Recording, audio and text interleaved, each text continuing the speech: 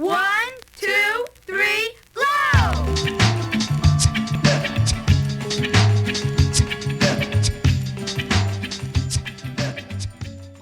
It is so diverse now, it is so wide, there's so many different voices that the space available for everyone to be in their own lane, their own universe is considerable. That being said, there is a lack of diversity in those voices, there is a lack of different points of view.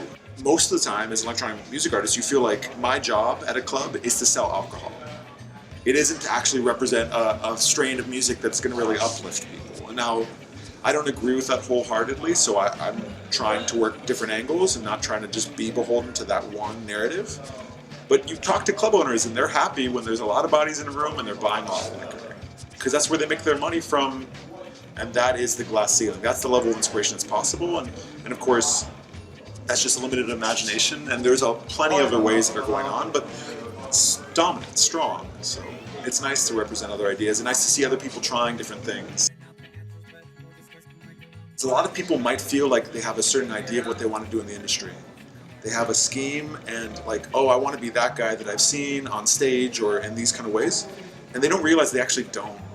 They don't want to be that guy. They want to be the engineer. They want to be behind the scenes. They want to do all these things that maybe lack the glamour or the glitz or the girlfriends or whatever, boyfriends, however, whatever you choose.